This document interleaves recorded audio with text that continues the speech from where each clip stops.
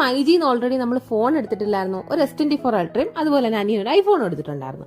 അന്ന് അത് വാങ്ങിയപ്പോൾ നമുക്ക് കുറച്ച് പോയിന്റ്സ് കിട്ടിയിട്ടുണ്ടായിരുന്നു. അതിന്റെ ഡ്യൂ ഡേറ്റ് ആണ് ഈ 31 പറയുന്നത്. 31 കഴിഞ്ഞാൽ പിന്നെ നമുക്ക് ആ സാധനം ഒന്നും വാങ്ങാൻ പറ്റത്തില്ല.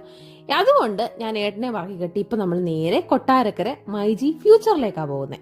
അപ്പൊ നമ്മള് ഫോൺ എടുത്തത് കൊല്ലത്ത് മൈജിന്നായിരുന്നു. പക്ഷെ എനിക്ക് കുറച്ച് ഇപ്പം ഏട്ടൻ പറഞ്ഞ ആദ്യം നമുക്ക് ഹെഡ്സെറ്റ് വാങ്ങാം, അത് വാങ്ങാം, ഇത് വാങ്ങാന്നൊക്കെ പറഞ്ഞു. പക്ഷെ എനിക്ക് അതിനൊന്നും താല്പര്യമില്ലായിരുന്നു. എന്റെ മനസ്സിൽ ഞാൻ കുറച്ച് ഐറ്റംസ് സ്വരുക്കൂട്ടി വെച്ചിട്ടുണ്ടായിരുന്നു, എനിക്ക് അതൊക്കെ വാങ്ങണമെന്ന് പറഞ്ഞു. കാരണം നമുക്ക് പൈസ ഒന്നും കൊടുക്കണ്ട. ഈ പോയിന്റ്സിൽ നമുക്ക് എനിക്ക് തോന്നുന്നു 1200 600 മൊത്തം 2000-നകത്ത് പോയിന്റ്സ് ഉണ്ടായിരുന്നു. അപ്പൊ നമുക്ക് ആ 2000 രൂപയ്ക്ക് അവിടെ നിന്ന് എന്താണ് പർച്ചേസ് ചെയ്യാം. അതായിരുന്നു നമ്മളുടെ പരിപാടി എന്ന് പറയുന്നത്. അങ്ങനെ ഞങ്ങൾ നേരെ കെട്ടിപ്പറക്കി ന്യൂ ഇയറിന്റെ തലേന്ന് ഞങ്ങൾ കൊട്ടാരക്കര മൈജി ഫ്യൂച്ചറിലേക്ക് പോയി. അങ്ങനെ നമ്മൾ അവിടെ ചെന്നിട്ടുണ്ട്. ഞാൻ ആദ്യമായിട്ടാണ് ഒരു ഇലക്ട്രോണിക്സ് കടയിൽ കയറുന്നത്. നിങ്ങൾ കരുതും ആദ്യം